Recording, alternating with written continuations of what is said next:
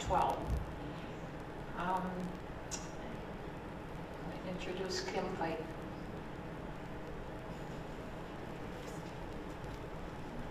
Hi, my name is Kim Pike.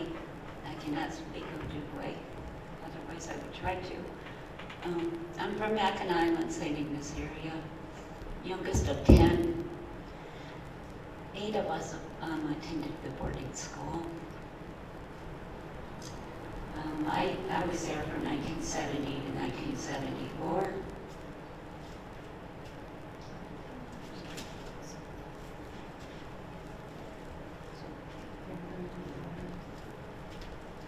So we brought some banners with us today. We would often go on trips to, we went to the Sulaks when I was at school, and we went to Mackinac Island and different places like that. And we had a bus driver that would take us to these places, and we had to make thank you banners for them. So my sister has the original banners, but took them in and had them put on banners that we can display, because the paper that they're originally on is very old and very fragile, so they're like over 50 years old. I guess I'll take this. Okay, so on this particular banner, these were thanking our bus driver. So I have my reading glasses on, or I read one, but this one says, "Dear John and Olga." Olga was John's wife. Thank you for everything that you did for us. And that was Diane Recollett. And so anyway, one of the things we wanted to mention was that John was our bus driver. His wife's name was Olga. And over time, John developed a relationship with the nun that took care of us, Sister Naomi, and eventually left his wife. Sister left the convent, and those two ended up getting married. So that's a little story behind that. And then we also have another banner over here on this side.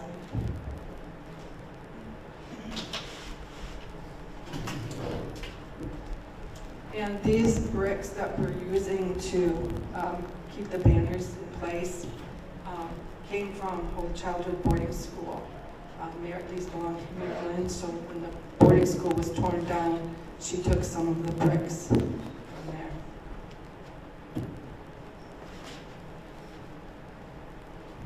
You can see the writing on this one a little bit better. This is a little bit better banner.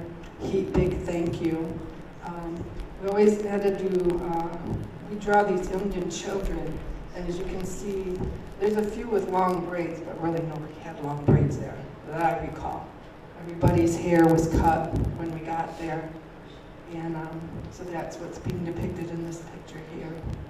And this was after my time as well. They went on a trip to Wisconsin, which is where Sister Naomi was from, and Sister Naomi was the house mother. She changed her name to Sister Maxine after the Vatican II. And then this picture is somebody's rendition of what the boarding school looked like. It was a big red brick building. So that's what these are. So they're on display here until Thursday, I believe. And no, they're not. I misspoke. I actually have to take these with me because I'm doing another speaking thing down in south of Battle Creek on Thursday. So I'll be taking these with me. But they're around. If anybody wants to see them, we can send pictures or whatever. We've also, so we've spoken at a number of places. We spoke to the United Tribes of Michigan asking for their support. Marilyn or Kim will talk more about that regarding a bill. We're also, we've done some magazines. We're in some magazine articles. We've done podcasts. There's a picture of us that was taken at the Michigan Indian Industrial Boarding School in Mount Pleasant. So there, we have. This is a little card that I got from NABS, the Native American Boarding School. It's coalition or something like that. And it says, "You survived genocide, we love you." And that really touched my heart because I don't really think about it as surviving genocide, but that's really what it was.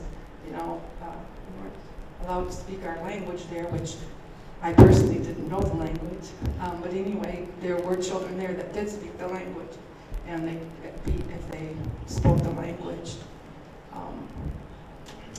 And then I brought, so I was on the service squad or whatever, and I got this certificate of service.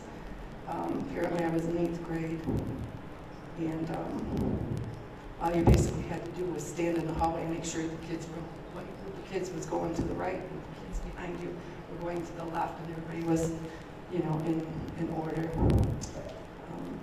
So anyway, I guess we're going to talk a little bit about our memories of the boarding school. So originally, 3 of us were originally supposed to go to the boarding school. It was my older brother and a younger sister and myself.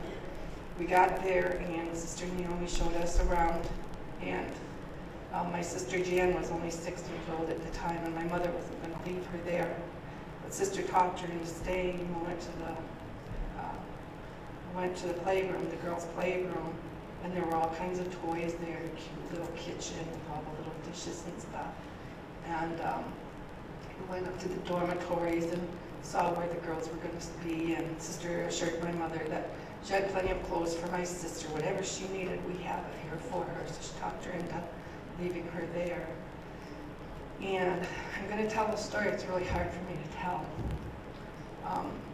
If you've heard me speak before, you've heard my story before, but I know my sister got upset with me for telling the story because she said it was her story. But because I was there and saw it happen, it's my story too. Anyway, so we used to have to sign, get ready for church on Sundays, and after you got ready, you had to line up by the door. So girls were in line, I got in line, and then my sister came in from the little girls' dormitory. So there was a little girls' dormitory that had probably like 20 beds in there, and she was over there. And there was the big girls' dormitory. I was on one side, and my sister Donna was on the other side, and then my brother was in the boys' dormitory, obviously. So anyway, my sister Jan came in. She had patent leather shoes on hardwood floors, and she made a lot of noise as she walked across the floor. Sister Naomi came out of her room and wanted to know who was making all that noise. And some of the girls were like, Janice Walker, Janice Walker. And she went over to my sister and grabbed her by the throat and threw her across the floor. And so for years I felt really guilty because I just stood there. And I talked to my sister about it. And she said, there wasn't anything you could have done. But I know in my heart that she was right. But still, that really bothers me. So things like that happened to other girls. Girls got beaten. We had a girl who wet her bed every night. She'd get beat. She was shamed. She was humiliated. She had to wash her sheets out in the bathtub. She had to hang them out on the fire escape for everybody to see. It's different things like that. Girls were made to like kneel on hardwood floors, made to kneel on empty soup cans. There was a lot of physical, emotional, mental, and spiritual abuse there. So we do call ourselves survivors, boarding school survivors, because we finally got to an age, and I can only speak for myself. When I was 65, I decided I needed to start speaking about boarding school and the effects that it's had on me in my life. Because if we don't start speaking now, nobody's going to know what happened. And I want people to know what happened. I want people to know that the boarding schools did exist, that Indian children did attend the boarding schools, and we're still here. We are survivors, and we're not going to be quiet anymore. We're going to talk about the things that happened, because if we don't talk about these things, then nobody's going to know, and history repeats itself. We did get a good education there. We were a little bit ahead of other people that went to public schools. So I know when I moved out, when I aged out from there, I was ahead of some of the other kids as far as like math and stuff. But I went to school there. I was 11 and 13 when I aged out of there. one of the things that bothered me, well, it didn't bother me at the time because I didn't really think about it until my later years, is that, nobody's birthdays were celebrated there except for the nuns. We didn't go home for Christmas. We didn't go home for Thanksgiving. We didn't go home for Easter. We were at the school for 9 months. And even though there were 4 of us there, the only time we were together was at meal times. Because like I mentioned, I had a sister over here, a sister over there, my brother was over there, and 2 siblings were at home. And I don't know, there's so much to talk about the boarding school, how regimented it was. We had to learn how to make our beds. We didn't have fitted sheets back then. And if sister was in a crabby mood, she'd just walk by and rip your bed apart, and you had to start all over again. Things like that. We were horribly homesick. We missed our parents. We missed our siblings. We missed our other relatives. We missed being home. We missed being able to play outside whenever we wanted. So at the boarding school, when you didn't hang out with your siblings, I had to stay with my age group. My sisters had to stay with their age groups, and my brother stayed with the boys. And we weren't allowed to intermingle even when we went outside to play. The boys played over there. My grade played over here. We usually played softball, and then the little girls played on the playground and stuff. I'm not going to apologize for being emotional because this is how we heal. And the more we talk about it, the more healing that takes place. One of the things, too, that Sister used to say to us was that we should get down on our hands and knees and thank God for the white man. Well, I thought about that over the years, and I'm like, well, I'm pretty sure the white man is the reason why we were there. There was a thing called the 60 Scoop, which a friend of ours had told us about, and I didn't realize that I was part of that 60 Scoop, where they would go to different Native communities and urban areas where Natives lived, and would convince the parents to send their children to the boarding school, telling them that they would have a safe place to live, that we'd be well cared for, we would have clothes, we would have good meals. I'll tell you, the meals were not that great. I got sent to bed one night at 6 o'clock, but I was okay with that because I was away from her, from Sister Naomi. And I don't know, there's a lot to say, and maybe I'll think of more later, but I'm going to let one of the other ladies have an opportunity to speak.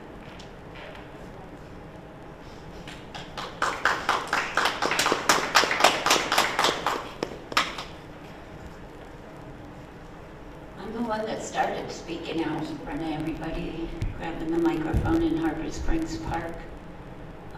I was very angry, and I wanted the world to know what we went through. I'm the youngest of 10. 8 of us attended this school, periodically 4 years here, 4 years there. My oldest sisters, they don't recall any meanness. They thought it was a great education. They were dedicated Catholics. I just want everybody to know I did not choose to be a Catholic. It was forced down my throat. I did learn. I learned to lie in confession because I did everything in my power to be the good little girl I was supposed to be, so I didn't get snatched up and beat down. So I just couldn't make up a lie and tell them I was bad and give me my prayers, let me say them and rape you and get out of that church. I truly believe that, and you know this hurts a lot of people, but the Catholic Church is the most demonic cult that ever existed. And I don't care what anybody else feels, but we've seen the evil after dark. It was all about praise the Lord and God and the holy people that turned to something totally evil after dinner time and bedtime. We were terrorized, we were humiliated, Halloween, you wouldn't think the Catholics would celebrate. It's a devil's holiday to most people. That was their favorite time of year. They would dress as witches, come after us in our bed hours. We'd be eating dinner in the dining room and having, a normal dinner. Sister Diane, which took care of the younger boys. Well, the story goes, a bear was killed. The bear was donated to the school for food. It was in the basement, and that's where they cut it up and everything to make food for us. But she had taken the bear's head with it bleeding from its nose on a silver platter and brought it into our dining room. She smeared the bear's blood over quite a few different students, and of course we were told devil was going to get us constantly.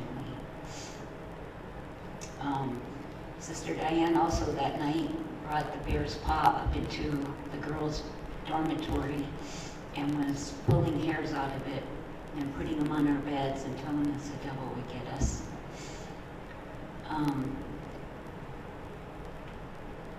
I am a witness to lobbying for apples in the basement, one of the old metal wash tubs.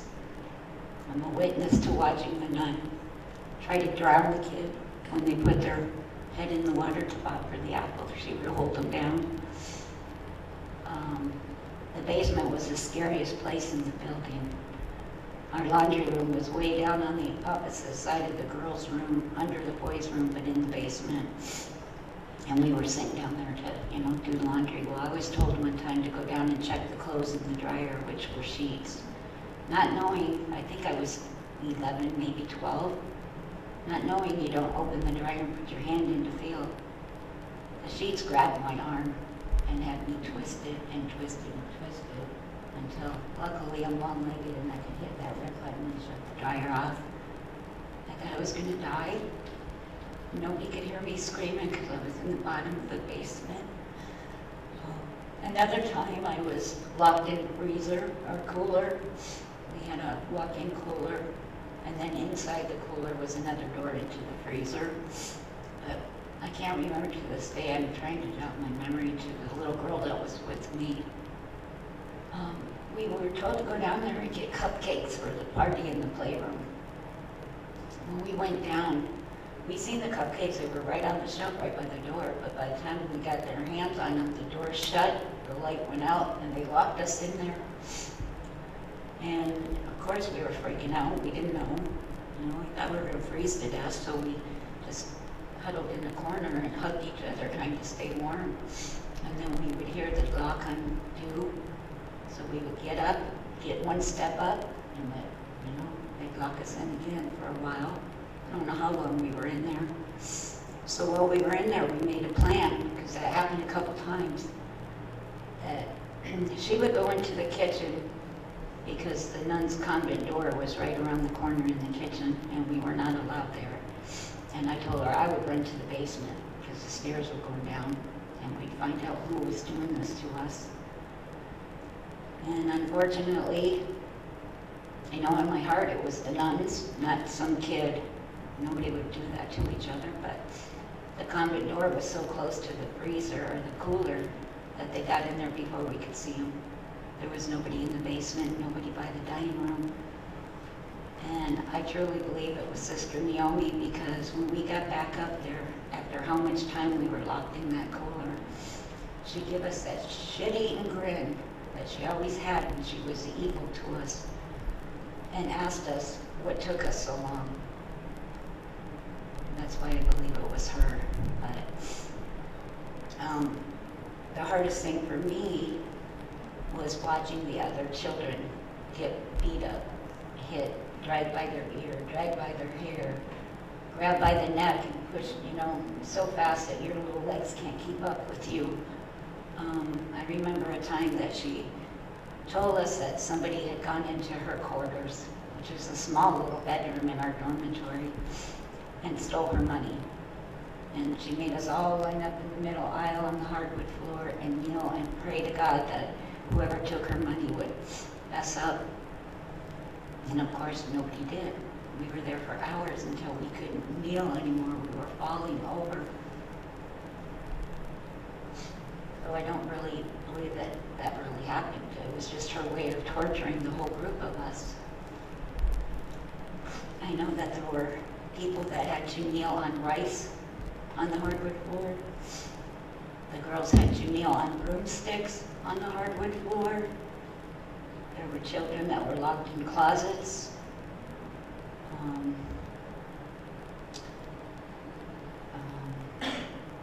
Like I said, though, Halloween was a real torture to all of us. And every year, my first year, I was really scared. I was only 10. I was in the little girl's room, and we heard like a herd of buffalo screaming, crying, and running. And they went through her quarters, and there should another quarters on the other side, which should have been in one taking care of the little girls, but she took care of all of us. So they ran through her quarters into the empty quarters, into the little girl's room.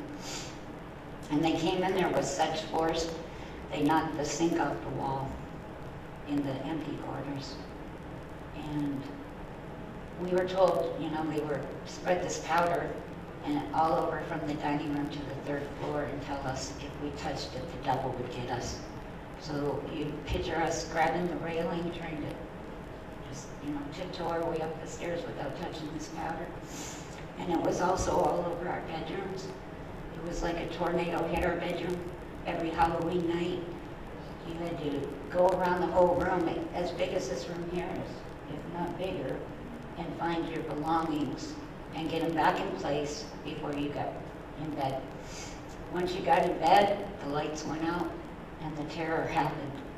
They came out of closets, they came out of the doorways, they were like, I seen this black object roll under my bed from the bed next door, or bed next to me, and I was so scared. All I did was, you know, keep the covers over my head, try not to breathe so anybody knew I was there. And when the girls started coming down, I finally peeked out, and that's when I seen that black object, big round ball, roll out from under that bed under mine. And when it did, it started pushing up on my mattress and making me bounce. And the girls didn't want to touch all the devil's powder that was on the floor around, you know, the aisleways, so they were bed hopping. So I was being bounced from underneath, I was being bounced from on top. Oh, geez, there's so much to tell you that we saw. I know when I turned 12, that was the only time I ever got beaten. I was told Sister Diane, which was the voice nun, had a long distance phone call, and back in those days, long distance cost money. So it was very important to find her and get her to the phone. I ran up every stairway from one end to the other looking for her, and she was nowhere to be found. And so when I came back and told Sister I couldn't find her, she grabbed that whisk broom that you used to use the dustpan with, big old solid wood broom, and she hit me 6 times with it. And then we went to dinner, and they used to serve us this little mini loaf cake with 1 candle in it to share with the 6 kids at the table. So she found out it was my birthday, and that evening she goes, Kim, I heard today's your birthday. And I was like, yeah. She goes, well, how old are you? And I said, 12. She goes, well, I only hit you 6 times. I'm going to hit you 6 more. And she did. And it was with more anger than the first 6. I don't feel I ever deserved to be hit. I was a good girl, the best I could be. And the worst abuse was not my beating, but what I saw her do to the other children. She had her favorites that she liked to pick on. And then at night when we, you know, try to get quiet and go to sleep, you would hear a lot of, I was a nail biter, really bad nail biter.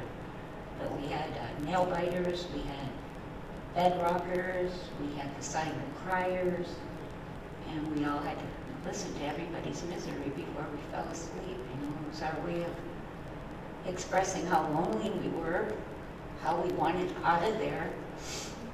And the police, well, nowadays everybody knows what a safe person is. If you can't handle your children, you can drop them off at the police department, the church, the fire department. Anybody's willing to take your children so you don't hurt them. But back then, we didn't have a safe person.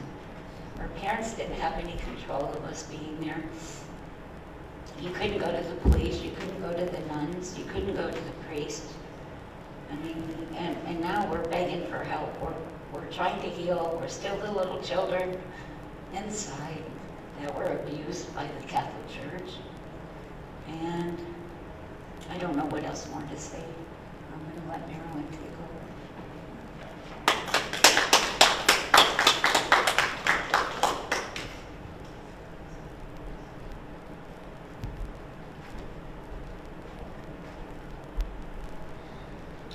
As you guys can see, I'm not the same color skin as my two sisters here.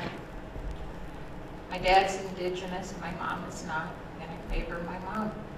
I look almost exactly like her, is what I've been told. I was there for 6.5 years.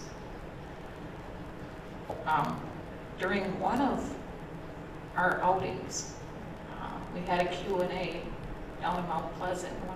One of my questions that was asked was, what was my first day like? My very first day. So I took it back 6.5 years, and that first day was the same every 6 years. I'm from Mackinac Island originally, and my mom, what she would do was, I had 6 siblings that went all together. 4 of us were there at the most at one given time, any one given time. My youngest 2 siblings only spent probably a year there. So my mom, we had this old blue vinyl suitcase and 3 girls and 1 boy. My brother, he had a separate suitcase of his own, but the blue vinyl suitcase, it flips to pop it up and open, and my mom would stack our clothes one by one. My oldest sister, myself, and my youngest sister, we each had a pile of clothes, a play outfit, a nice outfit, underwear, socks, t-shirts, and nightgowns. My brother, I'm sure he had the same supply that we did. When we got to the school, I never saw my clothes again. Never saw my siblings, because as Sharon went telling her story, my story is very similar. I didn't see my sister married. I see her across the room. Her bed was next to mine, but across the room. We never got to interact with each other. My younger sister, when I was moved to the big girls' dorm, she was still in the little girls' dorm. I never saw her. And so we get to, if you've ever been through to Harbor Springs, you know you have to go through Conway and take that right corner at Motel Light. You take a right, and we knew we'd get closer to the school as our drive would wear on. The kids, myself and my siblings, would just laugh and chuckle as we go across the bridge. And as soon as we get into that Petoskey area, we get right by the motel unit on the corner of Conway, and our car would quiet. If you've ever been to Harbor Springs, you know at the top of the hill, back then I could see the steeple, and every time I'm in Harbor Springs, I look for it, but the trees are growing. So it's not the same, but it is, because you've got that pit in your stomach the closer you got to the school. By the time we got to the school, everybody was quiet. And from there, and I've tried to remember seeing my siblings as we all exited the car. I remember how I would just stand there outside the car, and one of my cousins was passed on now. They would have us set up like we would get there on the day.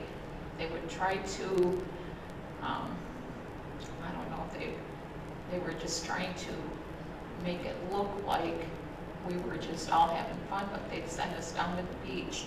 We'd go upstairs and get our stuff put away and get our numbers and numbers for our clothes. And my cousin, I wouldn't move from my mom and dad's car, and I would just stand there, and my cousin, they'd have to tell her every year to come and get me and bring me up there, get ready for the beach, and take me down to the beach. I didn't want to separate from my family. So that went on every single year. Well, one year in specific, I wouldn't separate from my mom and dad. I just would not go down to the beach because I knew we were getting ready to leave our families for the year. So Sister Naomi, Maxine, Marilyn, I got a surprise for you in the dining room. Why don't you go get it? Our dining room is probably the length of this room, going this way, maybe a little bit less long. But at the end of it was where they had the dishwasher and dishes and silverware and whatnot. So I went in at the first table, and she knew I hated raisins. They would put raisins in everything. So I went into the dining room, and I was the only one in there, and on one of the little white saucer plates was a raisin cookie. And I'm just like, oh no, I just know my year's not going to be good again. So, and my mom and dad are still in the vestibule with her. So I left the cookie on the plate. I went, and I was a very quiet child. I didn't make noise. And I just went and stood there by them. And I kind of grabbed my dad's pant leg, and I just stood there. So I knew it was going to be a long year. And I'm looking at my mom and dad, and they're looking down at me. And I didn't say anything because I was a quiet child. And so anyway, I eventually went down to the beach and got ready for another year. Kim was saying about Halloween. I was there at the same time as Kim when this Halloween nightmare went on. My first encounter of my abuse was when I saw Sister Maxine in the big girl storm, and she was cutting a bunch of girls' hair. And being a young kid, I didn't get what that meant because I was just a kid. We were all kids. I thought she was just giving somebody a haircut. So I went over to the little girls' dorm. It was at night, later after dinner, and went into the little girls' dorm and found my sister. And I grabbed her play scissors, little kid scissors, around it, and I started cutting her hair. Well, the girls went running into the big girls' dorm back by the sinks and told her what I was doing. So she came into the little girls' dorm, and she told the girl, she asked me, what are you doing? She's screaming at me, and I said, I'm cutting her hair. I told my sister, I said, your hair's too thick. I'm getting a haircut. And I thought I was doing what she was doing. I was imitating what she was doing, not realizing today's world, what was really going on at this school. One night, we were told we needed to go down the second floor. There was a nun waiting down there for us. We were taken into one of the, I don't know what it was, a coat closet, a broom closet, I don't know what it was, but in that closet we were hit with a paddle a few times, and the nun told us, now get upstairs and act like we did something nice for you. So that kind of manipulation, and looking at it now as an adult, I'm in my 60s, it really turns your world upside down to think that the Catholic Church could be doing this while they're trying to tell us and teach us about the Ten Commandments. They're not doing that with us. They're abusing us. I've watched one girl who literally, when a girl reaches a certain age, she has a change of life happen. And this young girl was so beaten down mentally that she didn't know what to do with her things. Her body was changing, and nobody explained it. Her mom wasn't around. Her family wasn't around. So she put everything that was happening to her in her dresser. And somehow, Sister Naomi Maxine came out of her room and literally in front of everybody, we were getting ready for bed. I was in bed, and as soon as I heard Maxine scream, I sat right up and watched this young girl, who was older than me, just literally screamed. She just grabbed her and just screaming. She didn't know what. She was a darker skinned native, and she was just screaming. And with talking with other survivors, know this person I was talking about, and I came to find out that she was a special needs child. And she would have to scrub on her hands and knees in the bathroom with a toothbrush. Before my time, she was a couple years ahead of me. Her bed, she would be laying in her bed talking with other survivors, and something would happen to her. Get tipped out of her bed nightly. So I think by the time when I came there and something happened with this young girl, she couldn't take it no more. It literally broke the life out of her. And to watch that, I laid back down in my bed, pulled the sheets over my bed, over my head, because it was such an abusive thing for a young female woman, now woman, but child, to have to experience. And the whole dorm of girls were watching us. And so, talking with the other survivors over the last few years, I just wanted to speak out for her, because she's a special needs person. Who was going to be her voice? Nobody. And I never forgot her. And I do speak out for her, and I won't give her name out because that's her privacy. So that haunted me for a lifetime. I can just vividly see that happening. So another case would be Halloween time.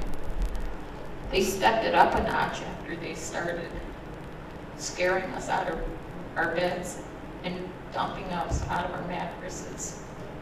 They decided one year, and I don't know that it was just this particular year, or had they been doing this all along, but as I got a little older, they decided they'd step it up a notch and take us out to the cemetery in the back of a truck.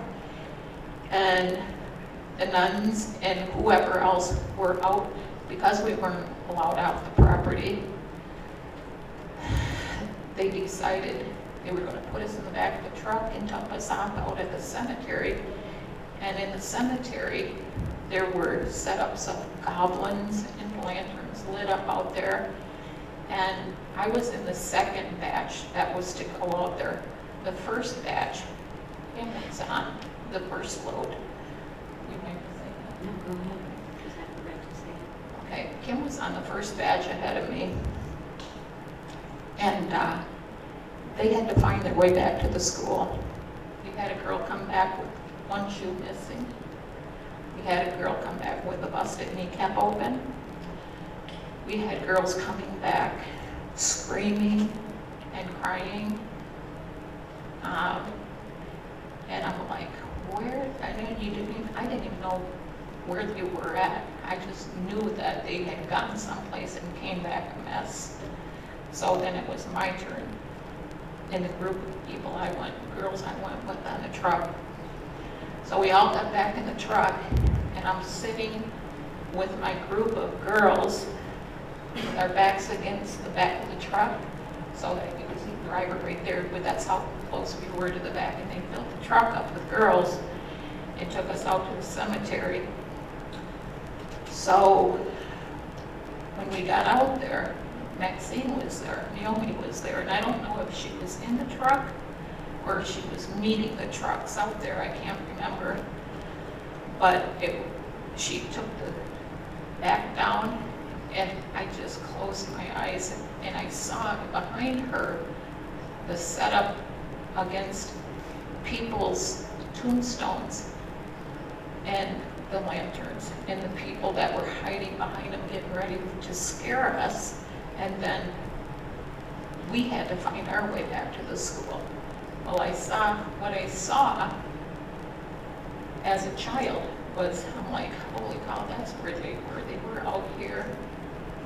You know, you had to figure out in a child's mind what just occurred, and now it's your turn to try to figure that out while living with nuns and priests and Catholic school and taking that all into consideration. I'm like, and Maxine asked me, she said, you don't want to get out? And I didn't say anything because I was a quiet child. And I just shook my head and closed my eyes and just clenched. And so the next memory I remember is waking up, or it felt like I was waking up. I opened up my eyes and we were in the truck going back to the school, and I'm just like, thank God. You know, I didn't want to be left out there. You weren't allowed off the property. So I wouldn't have known where to go in the dark like these guys did, the truck before me. I would have got lost. I was a quiet child. I would have probably got lost in the woods somewhere. I don't know. I don't want to think about what ifs. So my grades, my school time, I loved school. I excelled at everything. But when coming from Mackinac Island, when I got home, I can, and like him and Sharon both said, there's so many different things. I saw when her sister was grabbed and thrown. I was there, I saw it happen. And so going back home to Mackinac Island, my dad was church reader on Mackinac Island for over 40 plus years. He was heavily involved into the church. He was on the church board. And to bring that home to him and my mom, I couldn't do it. I wasn't going to ruin that for my dad. So I kept it to myself, and my siblings kept it to themselves. My brother on the end of the other hallway was getting roughed up. He was in the hospital for 2 weeks, the pin in his kneecap. This is after I moved home. I was my last year. It was my first year going to Mackinac Island School. So now I'm in probably the other half of my 7th grade year. And meanwhile, my brother is laying in the hospital for 2 weeks before my dad found out. He asked me if I would go to the mail after school, and I said, yeah, because he worked for Mission Point. He was a painter. He was a painter all his life. And so he went up over the East Bluff, and I went to the post office after school. And I didn't really know the dial off of our mailbox yet, so I went to the postmaster. Can you get this for this box? And I'm just picking up Dad's mail from it. We didn't want to go with it down here after work. So I got home, and we had a bill in the mail. And back in the 70s, $600 for a hospital bill was a lot of money, and my dad never was in the hospital. I said, well, maybe you should call the hospital and see what's going on. So he did. He found out my brother was in there for 2 weeks. And back then he only had 3 TV stations, black and white, and he'd been laying there. And we talked about this a few years ago. He said, I thought no one was ever going to find me. He said, I laid there for 2 weeks with no phone call, nobody coming to check on him. Nobody, he said, I didn't think anybody cared about me. He's now an alcoholic. I don't know if he ever had his knee rechecked over the years, because put knee pins in your kneecap when I was 12, he must have been 11, we're real close in age, 10, 11. So he laid in bed for 2 weeks before we found out he was there. I said, Dad, go get those kids, because those nuns are going to kill somebody. And I didn't know at that time that children were already deceased on the property. So it was a very real, surreal experience when I found that out about children's remains who are not going to let go of. They're part of us. So anyway, my brother is now an alcoholic, and that's his best friend. I can't say it any clearer. He feels comfortable being an alcoholic, and it tears me apart because he has wife and children of his own. So in any case, I'm gonna, if you guys don't mind, I'd like to, I brought the bricks from the school, if you guys would mind holding it to see how heavy these bricks are.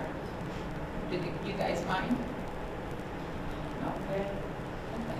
So these bricks aren't like the bricks that are bricks nowadays.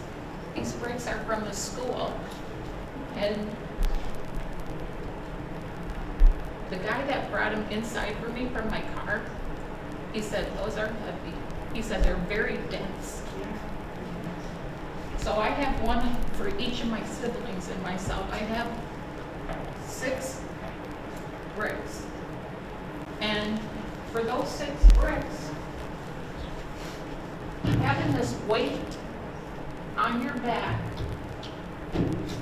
for 50 years without talking about it, those bricks have weighed me down. They have really suppressed what I went through. Now I got one for each of my siblings, and they don't want them. So they're sitting in my yard. So I thought I would share them here today. So as far as eating meals with our families, we did, but you weren't allowed to converse with them. We weren't allowed to play with them out on the playground because they were separated from us. They were in their own age limits. So, their own age groups, excuse me. So, my siblings, have they had their share of pain from the school? Yeah, they have. I'm here to tell our truth. I'm here to back up my sisters that are telling their truth. I'm here to be a voice for the children's remains. I'm being a voice for this young girl who I saw this happen to. I couldn't even imagine what she went through, and then knowing now that she has special needs, it really tears me up. I think it's so unfair about the 60s scoop. I've watched, and if any of you have watched Killers of the Flower Moon, that didn't happen all that long ago. So that when that happened over there with Lily Gladstone's portrayal, meanwhile, if you drag those years over here to Michigan and across the country, that's when those boarding schools were pulling Indigenous children and placing them into schools. And one of our survivors, who is very knowledgeable, told me, he said, you know, they started these boarding schools because, of course, they were run by the government. They were funded, the Catholic schools were funded by the government until they weren't anymore. But he told me, he said, those boarding schools were funded first from bigger schools. Now, I look at one of the bigger schools like Carlisle, and I'm on a couple Carlisle sites, and I listen to the descendants, and I converse with the descendants. So I look at Carlisle as one of the biggest schools, if not the first school. And he said what the Indigenous families were doing after they realized what the government was doing, scooping up all these children and putting them in these boarding schools, the Indigenous people got real smart real quick, and they started to get away from the bigger schools. And they would drop their families into smaller communities so that their children couldn't be scooped up. And what he said was, eventually the government got caught on to what they were doing and started putting boarding schools into smaller communities. And I have to believe him because his knowledge is, I've only been advocating for a couple of years.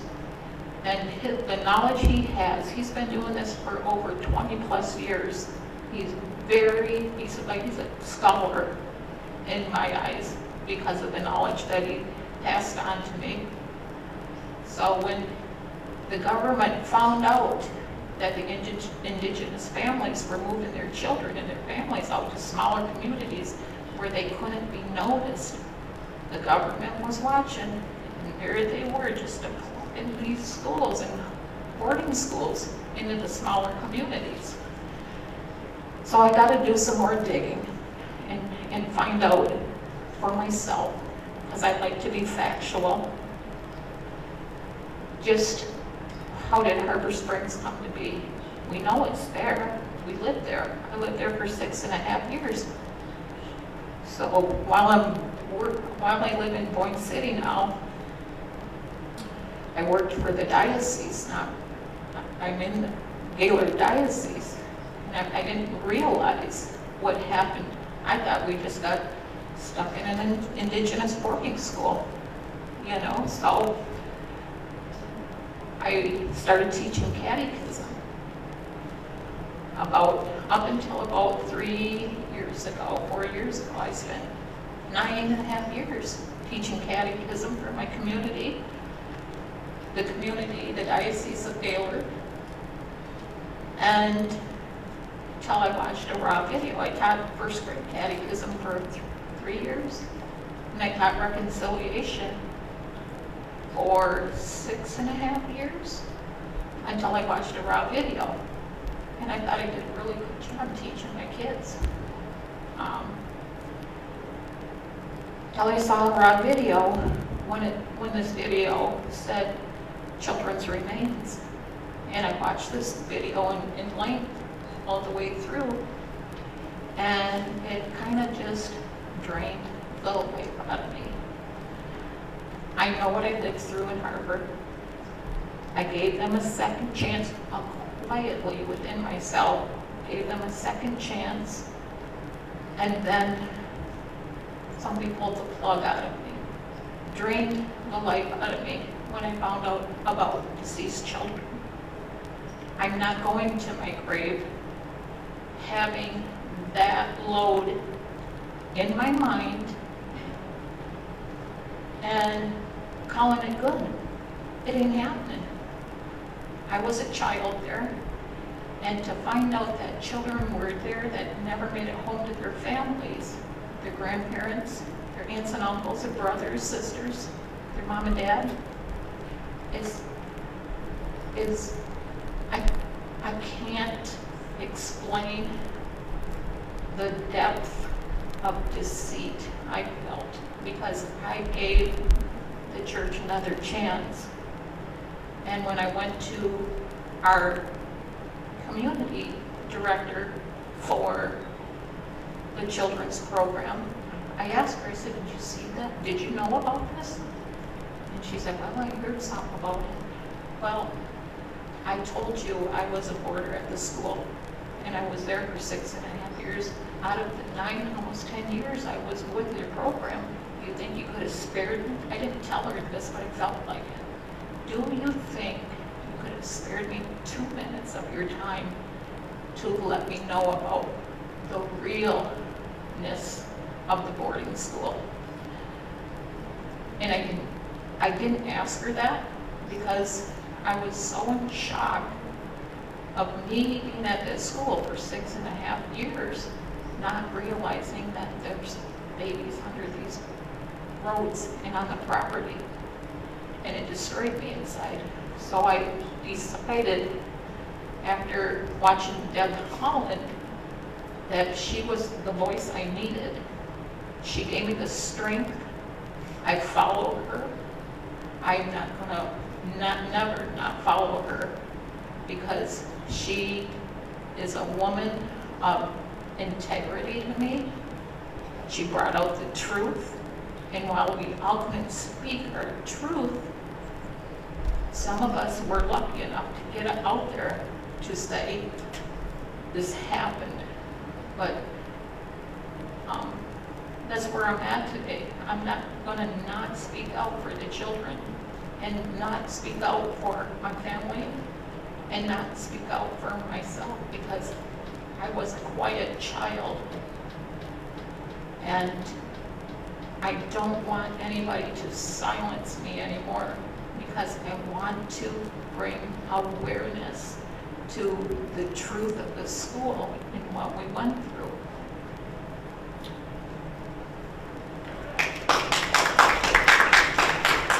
I just wanted to say, I forgot to mention about the children's remains. One Halloween night, I went to crawl in bed, and there was a leg bone with my name written on it. I was told the devil would get me. So I know it's true.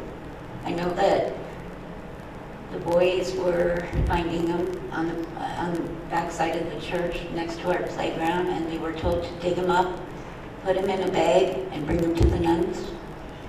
So it is a fact that there are children that died there, whether they were killed or died of disease, I don't know. But they were, just like Canada, dumped on the grounds, unmarked graves, no names. And there were so many, tribes that were finding out, went to the school, that it could be any one of our tribal families. I wanted to mention also that, I forgot my we need your help. We've been for 50 years crying inside, looking for the person that can help. Back in our day, there was no such thing. Our parents had no power. You couldn't go to another nun when one nun was abusing you. You could not go to a brother. You could not go to the priest. It all came back at you in double force, double anger. And the meanness that they showed us at night was totally different than what we saw during the day. I watched my stepbrother. He just had tubes put in his ears, and we were in classroom. Sister Gonzalez, for whatever reason, I don't know what Kenny did, but she took the biggest history book she could find and cracked him over the head with it. And I'm a witness to it. I was sitting right behind him in the classroom. I was appalled at what she did, knowing that he just had surgery. Like I said, I'm the youngest of 8 of us that went. My older sisters are devoted Catholics, don't want to talk about it. They did not have the bad experience that we had, because the nuns changed over the 20 years between us. The true evil, I think, came in our generation. For whatever reason, I don't know, but Sister Naomi was a very young woman when they brought her into our school, in her 20s, not a mother herself, not knowing how to take care of 60 to 100 children.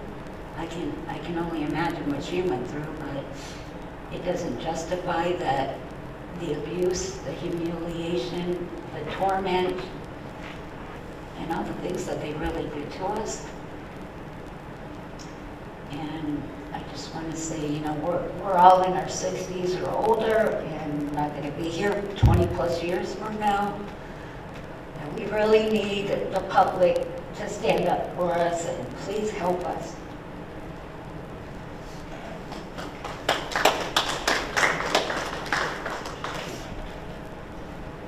So I wanted to add that, they did cut everybody's hair when we first got there. My hair was at least shoulder length, and then got my hair cut. And the first day there, we didn't know that the girls had to curl their hair every single night except for Friday night. It was the only night you didn't have to curl your hair. And so we didn't have rollers with us. And the first night, sister pushed me at another girl and said, "You need to get some rollers in this girl's hair before I chop it off with an axe." And I started crying because I was scared, because I believed she would do that because she just seemed that mean. And she said, "We don't have crybabies here." So I didn't cry. And when I did cry, it was that night. It was under my pillow. I cried as quiet as I could. And I attended the Honoring, Healing, and Remembering event in Mount Pleasant a couple years ago, about 3 years ago now. And I heard a recording of a guy who attended a boarding school who also said he cried under his pillow at night. At that point, you know, I was so affected by it that I had to leave. I was like, okay, I can't stay here. And then the following year is when we ended up speaking there. But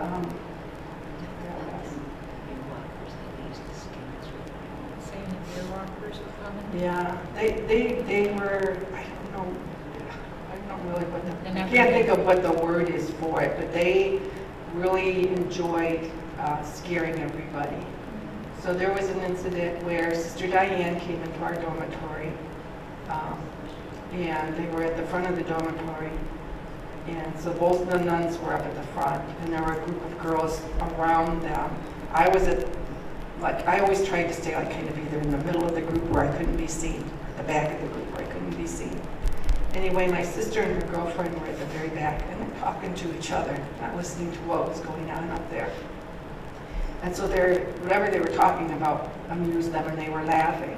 Well, Sister Diane accused them of laughing at what she was talking about, which was the Bear Walker thing. And she's like, "Oh, you think that's funny? You think that's funny?" So both of those girls had to put their beds in the very back part of the dormitory. So the dormitory, like the girls mentioned, was a huge room, and it went like that. And then like bathrooms were over here. But there was this wide hallway. Sister's workroom was on the left, and there were double doors that went to the boys' side of the dormitory. So those two girls, my sister and her friend that were laughing, had to put their beds back there, and it was dark back there.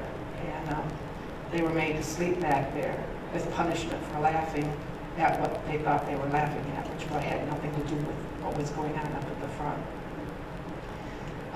There was another incident where that subject had come up again, and Sister was telling the girls that, you know, the bear walks were going to come, and they were going to come for this particular family. There were three of them. And we had a fire escape up there, and my bed was the second bed from the fire escape. And one of the girls in that family was in the row of beds in front of mine. And so she made us trade places so that when the bear walk came, it could get her easily. Her and her sister were like next to each other.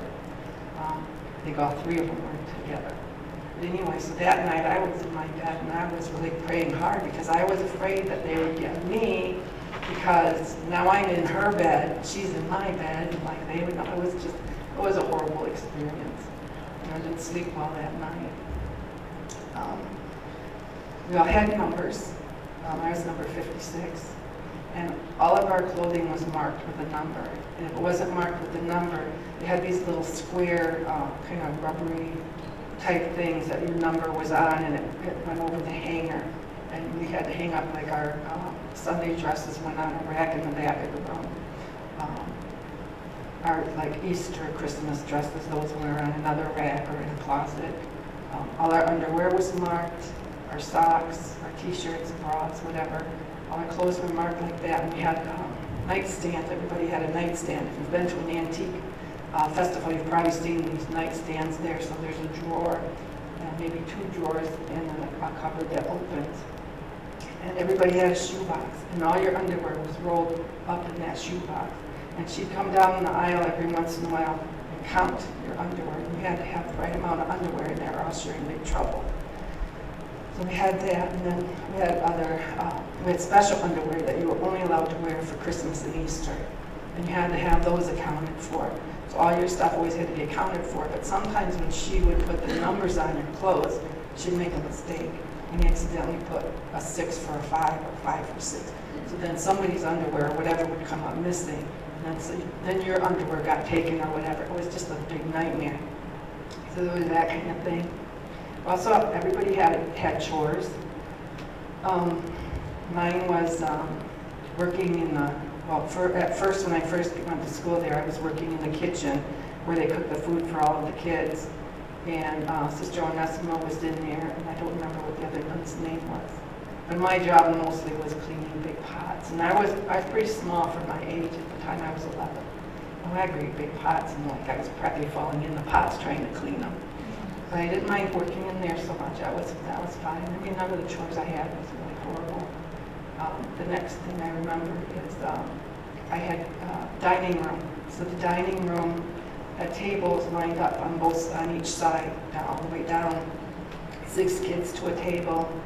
And so then when it was time for breakfast, for example, Sister Perpetuella, who was the only shining light in that whole darn place, she loved us like none other. She looked out for us.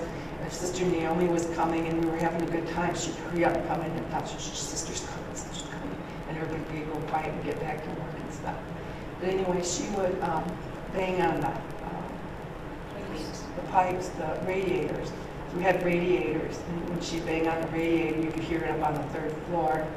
And so we'd have to come downstairs, pour the hot cocoa for everybody, and put we had mush for breakfast every day. Mush is like corn, it's kind of like cream of wheat, but it's corn. Cornmeal mush, yeah. So we had that every day. Rare occasions we might get cornflakes, or we might have oatmeal. We never had eggs that I can recall. We never had bacon or anything like that. We'd have fruit cake at Christmas time, which was disgusting. Nobody liked it. And they put raisins in everything. I'm like Marilyn, I don't like raisins, never have. And they put raisins in rice, and the kids called it bugs and lice. Yeah, the food wasn't the best, and it's funny because I don't remember ever eating meat. I don't know why, I just don't remember. But, so I know that, so we each would get like a big serving dish. It's kind of a rectangular bowl, and there was enough food in there for 6 kids, and everybody had to take their share out of that bowl. And my brother would take like the juice out of something if he didn't like it, put it on his plate, smear it around like he ate it, and then want everybody else at the table to eat his share too. And so one time we had cottage cheese. I don't like cottage cheese. I thought it was ugh. So my brother and I didn't like cottage cheese, and my 2 sisters liked cottage cheese. So we would ask, them, we would eat my cottage cheese. And my little sister would be like, yes. And she'd be real sad about it, but she would do it. And my other sister, she might not. And if she didn't, then you were going to be stuck with your cottage cheese. So I got stuck with my cottage cheese one time because Jim asked Janice before I had a chance. And so I'd take a mouthful of cottage cheese and chug it down with my milk. But eventually I had cottage cheese left and no more milk, and I must have had a look on my face because there were 2 boys that sat at our table. And the one kitty corner from me slid his cup of milk over so I could finish my cottage cheese. And I'll never forget that act of kindness, and I'm like still grateful now that he did that, saved my butt.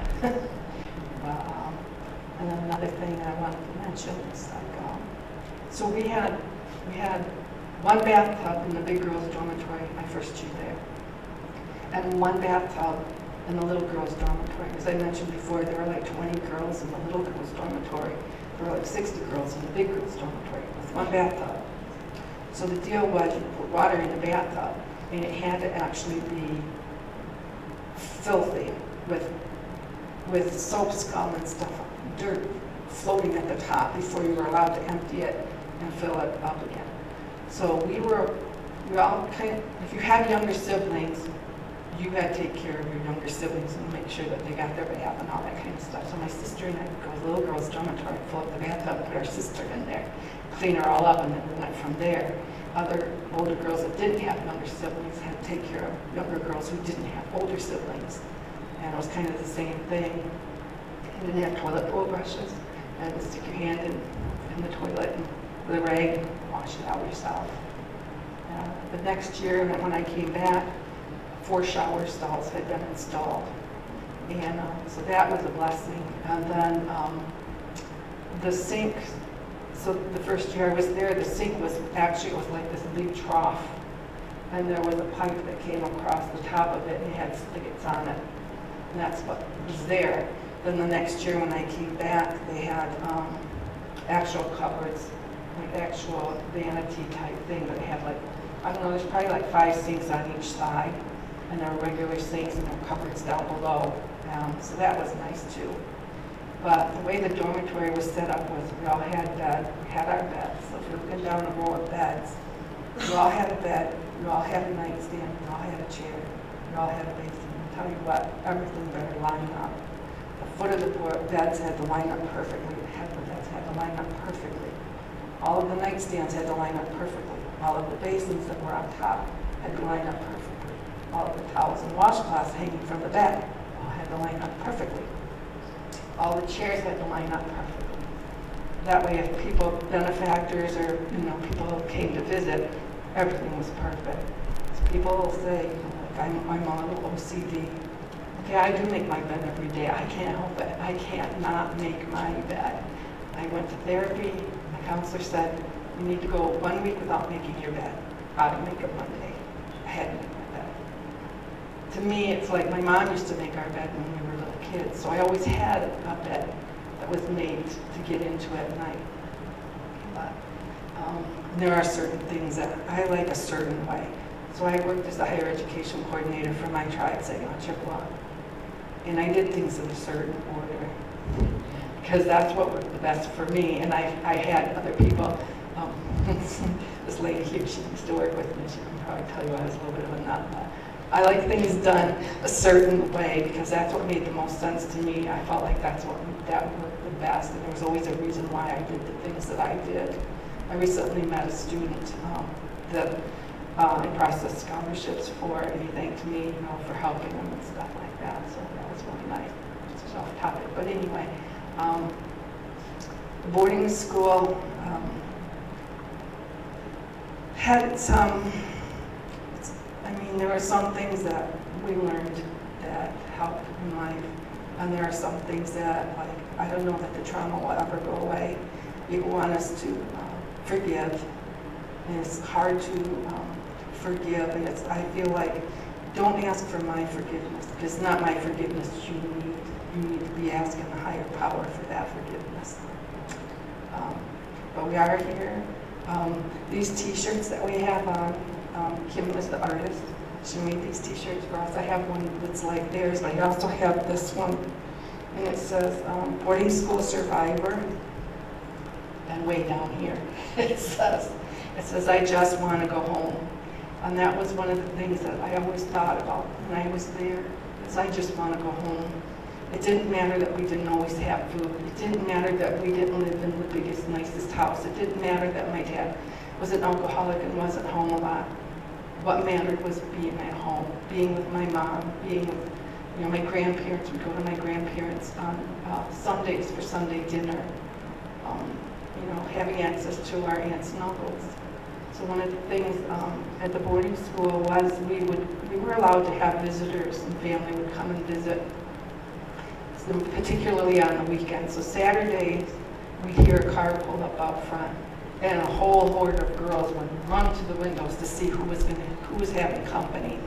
And then, if it wasn't your family, this overwhelming fear of disappointment, of abandonment. So that was hard. And then if it was your family, you got to visit with them. You usually visited down in the gym or in the playroom or wherever.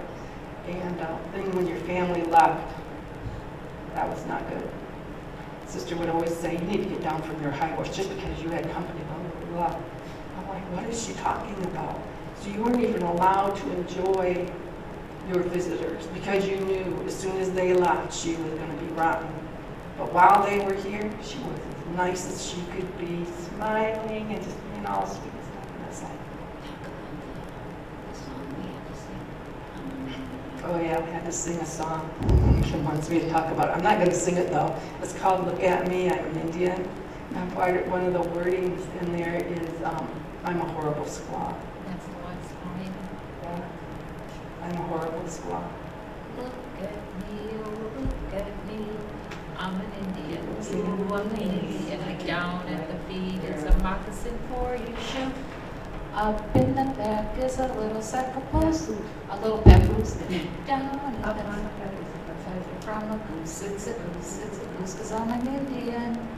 I pedal around, hunting bear, laughing birds, singing. There's such people I've never saw before. They do dance all around, they skip to around the ground. Oh, yo, yo, yo, yo, I'm a terrible swan. They had us singing that for people. So we would go to the Elks Club, we'd go to the Eagles, we'd go to the Moose Club, and we had to sing these songs for them. There were other things that we sang to them. And my oldest sister, her mother was indigenous, full-blood indigenous person. When my sister and myself sang that song for her one day, because she didn't attend the school, she said, "Do you know what squaw is?" And I said, she said, "It's so derogatory towards the women, indigenous women." And I said, "I never knew that till just right now." And my sister's 10 years older than me. She's deceased now, but I think we were singing that song for her. She was probably in her 50s, maybe. And when my sister and myself were singing, we were in the car one day singing that to her, and she could not believe it. I said, So now they parade us and the rich people like from you. Kim wanted me to mention how they would parade us in front of the rich people to get funding for the school. Christmas time. Yeah, at Christmas time. We used to go to the Perry Davis Hotel. There'd be a group of us that sang. We'd have to go and perform for these, I call them hoity-toities. Benefactors. Yeah, so we'd have to go there and sing for them while they were having their luncheon or whatever. And come directly back to the playroom and have to create thank you cards. Yeah, they'd have to come back to the playroom and create thank you cards. We had to write thank you cards for everything. But nothing was ever ours. Yeah, so there were toys. One of the questions somebody asked us if there were toys. There were toys, but they were for the little girls, the little 6, 7, 8-year-old little girls. The rest of the girls had board games. I don't remember playing any games there other than when we went outside and played softball. But at the back of the dormitory, we had these desks, and they were really tall. And that's where the older girls did their homework. So then at Christmas time, there was a room across the hall from that, and that's where we wrapped Christmas presents. So I can wrap a Christmas present like nobody's business. It's fast, and it's like zip, zip, zip, and it's done. I don't like to do bows. That's my sister. Yeah, so this is what we do. We go and we speak to people about the boarding school. We're all about bringing awareness to the fact that, one, there were boarding schools, two, there's survivors.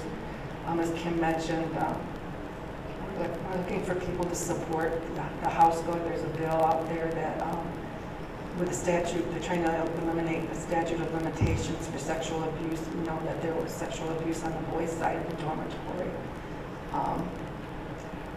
So that's what we're trying to do, is promote awareness and educate people, let people know the things that happen there, that there are survivors.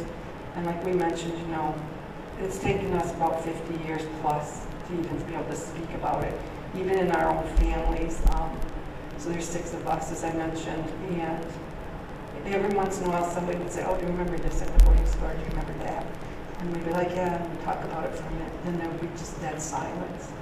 And Marilyn had mentioned about on the way to the boarding school, we came from Mount Pleasant,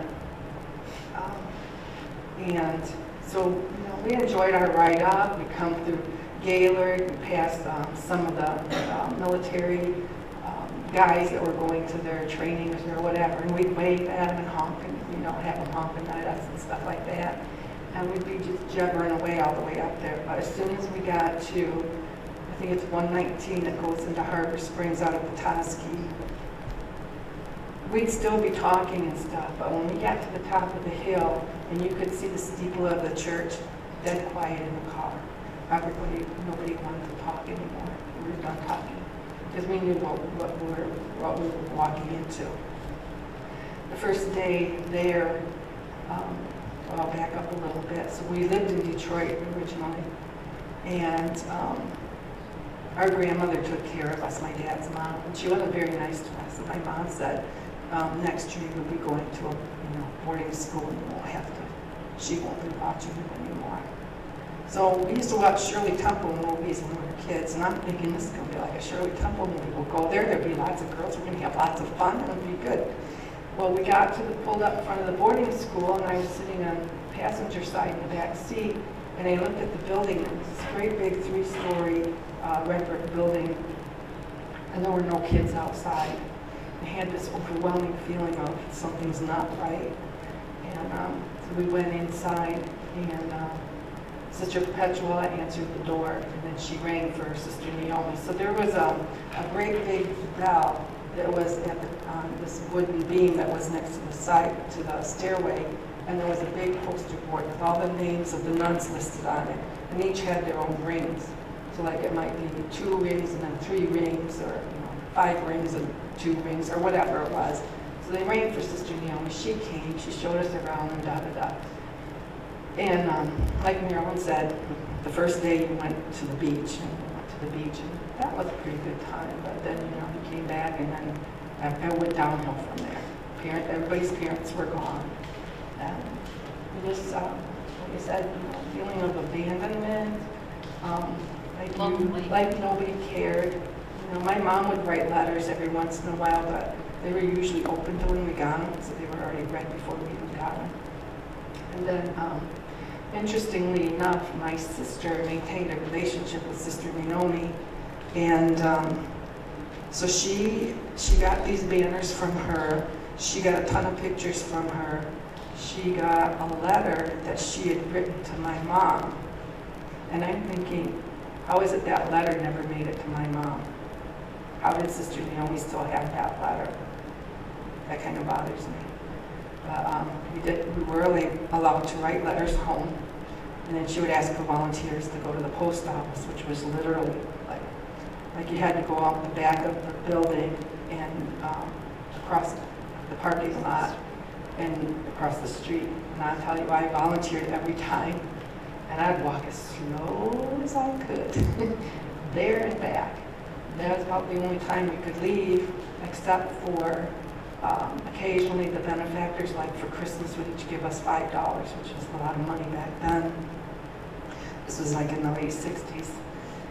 And then we could go into town. She'd give us, $1 or $2 or whatever, because everybody had little envelopes. She had a box full of little envelopes, and everybody's name was on it. And you could go to, I think it was called Feathers or something like that. You could go there and spend your money. We did go to Petoskey one time, and we were able to do some shopping over there. But that we just have to do another thank you note to the bus driver. But I don't know. Okay, Marilyn has no shit. You just triggered. We trigger each other. We trigger each other to bring our awareness up. Go ahead. I thought you guys were to stop now. Well, he's recording, is recording. So, Everybody? No, but people have told us we should write a book. Yeah. yeah. So what triggered me, now I lost my train. The little girl, the big girls' playroom. One year, we were all told to get our bathrobes on and our slippers on and just our underclothes and go down to the big girls' playroom. So when we all lined up and we got down there, we went into the big girls' playroom, and there was a big sheet that divided the playroom. Boys were on this side, girls were on this side.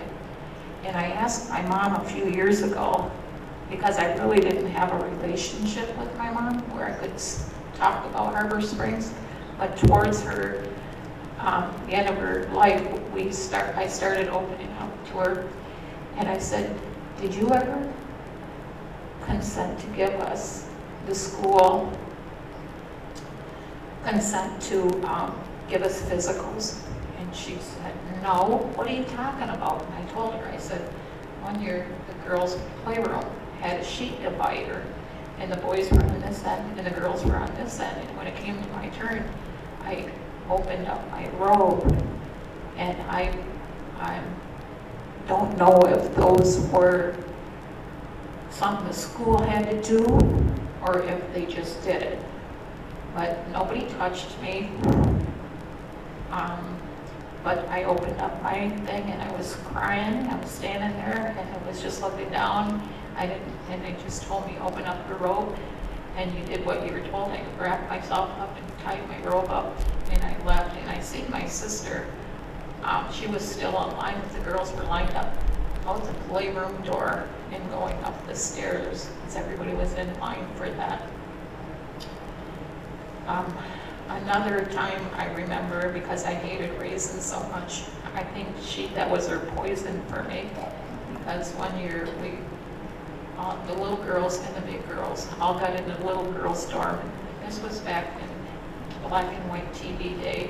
We were watching a Don Melvoin movie, just on a small little, we were all sitting in all the Indian style sitting where you crossed your legs.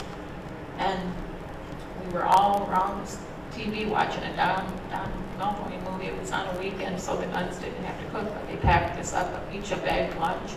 And inside was, they did kind of like a Waldorf settlement, where they stuck raisins in it. And we had little nut cartons, and I put all my raisins in.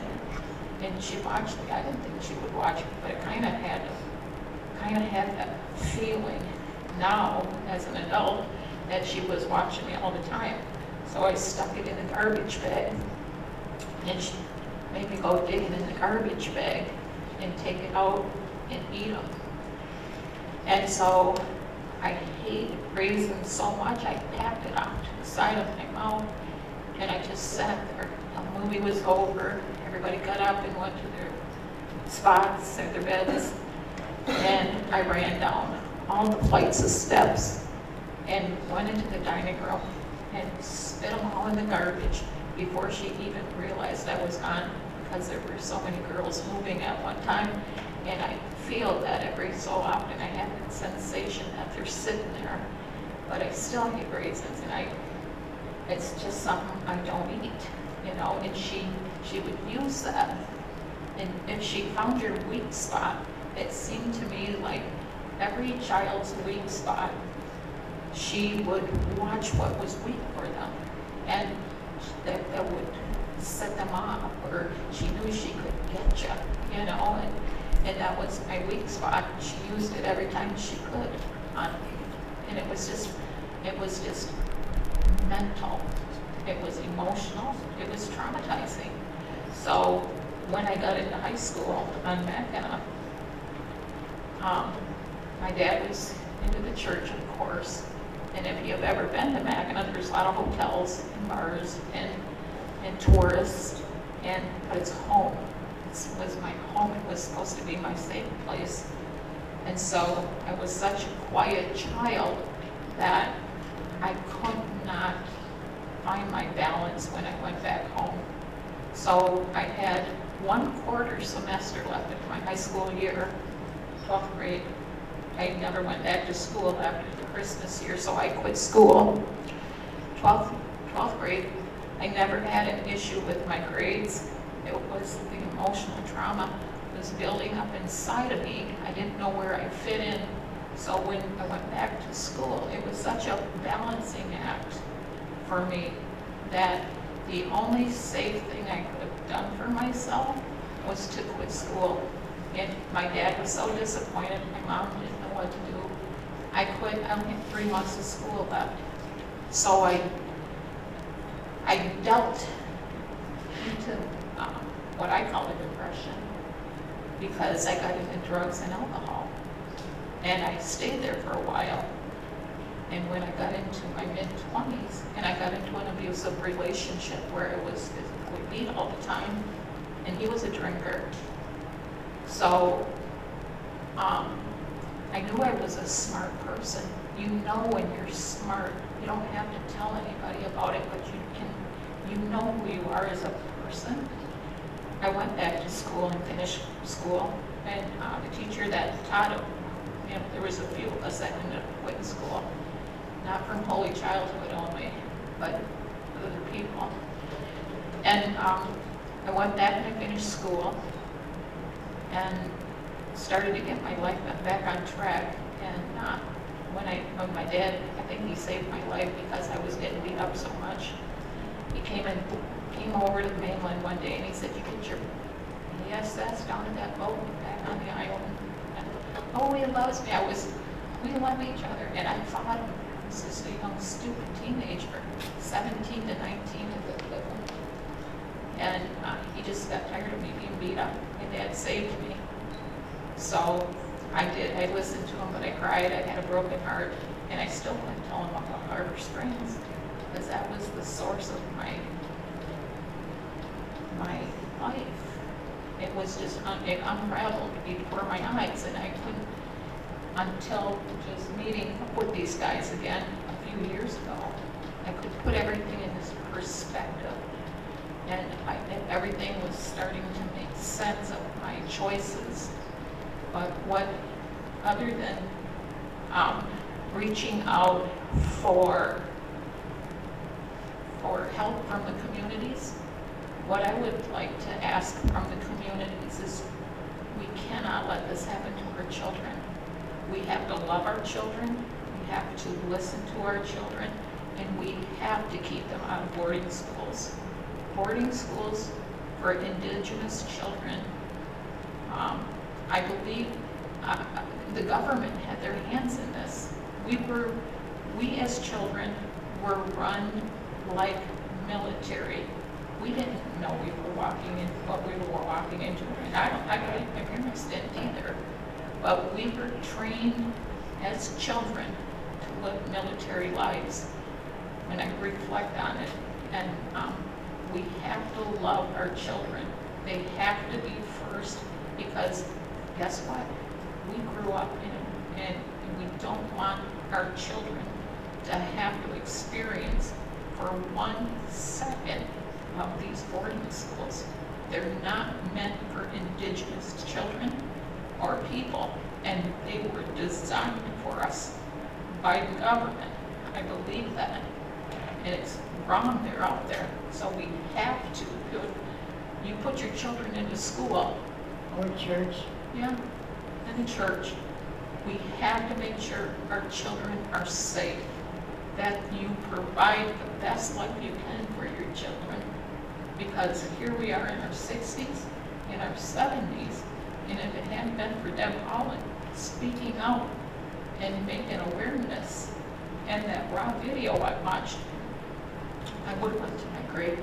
I'm not going to live my life anymore thinking everything in the world is innocent, because it isn't. If you have an agenda like the government did for us, we have to keep that in our minds before we go to our death, because our children, they need us. They need us to be aware of their surroundings.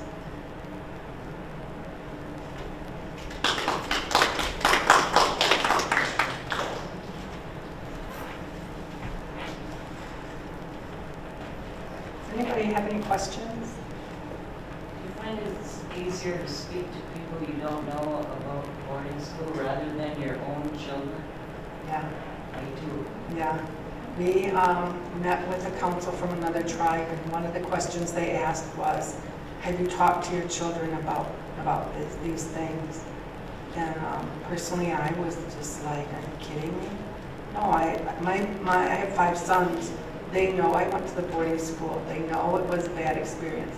That's all they know. They don't need the details, because I don't want to traumatize my children. I do want them to know that, I read an article about intergenerational trauma. That's not the word I'm looking for. Remember that article, that big folder thing that you had, epigenetics, that's the word I'm looking for.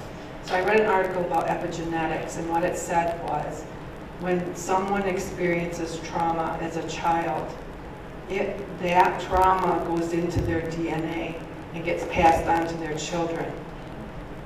Of my 5 boys, I believe 4 of them suffer from anxiety and maybe depression. I know they have panic attacks and stuff like that. And I'm like, how is it that they are suffering like that? Because for the most part, they grew up with 2 parents.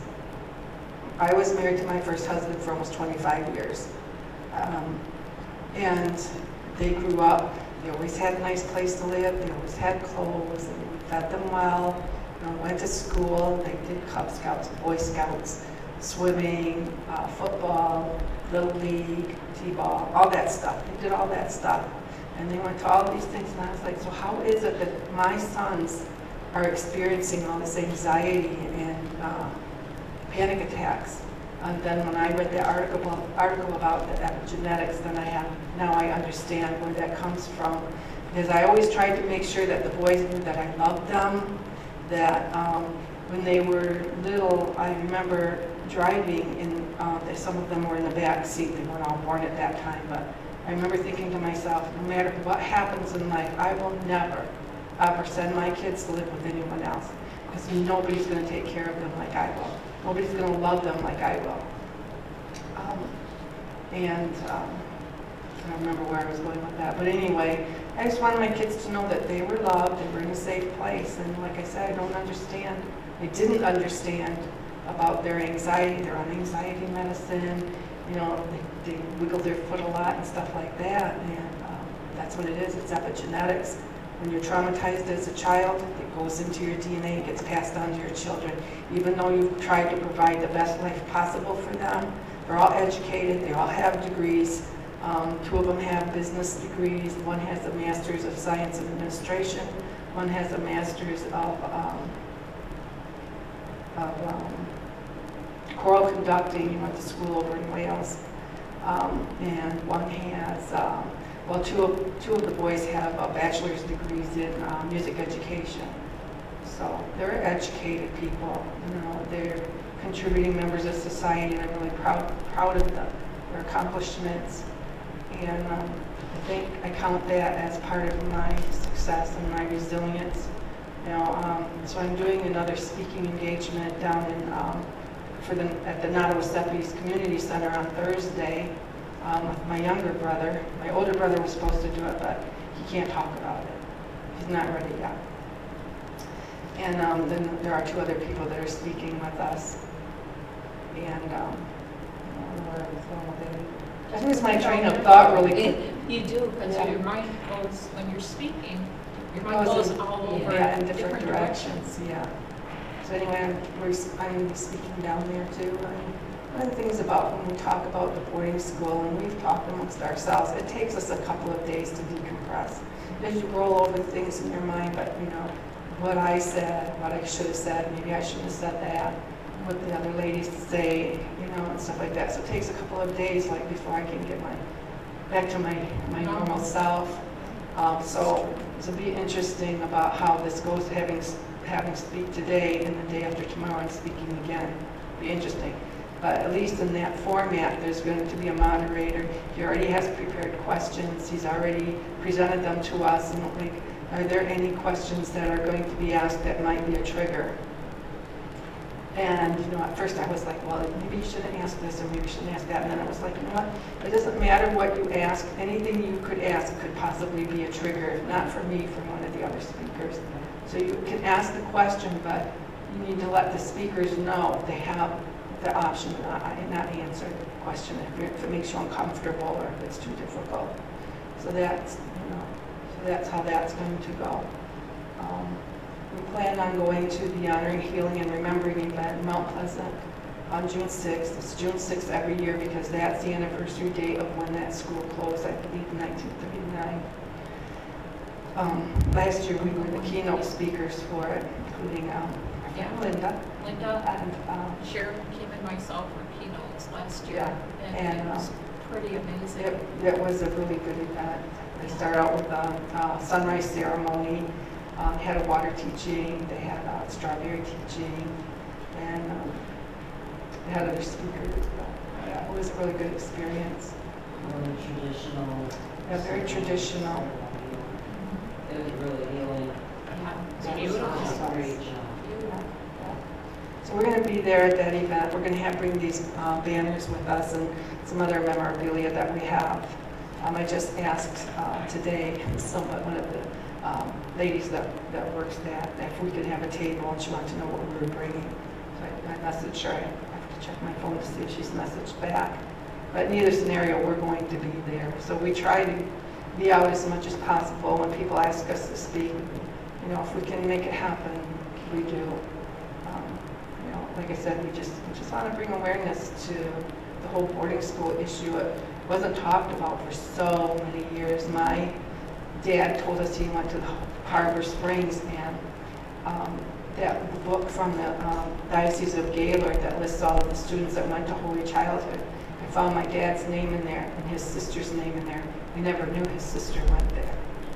And then a friend of ours who's also a former boarding school student, she has a lot of documents, and I was looking through them, and she has a list of students that attended the boarding school in Mount Pleasant, and my dad's siblings are listed on there, and I was shocked because nobody ever said anything about it.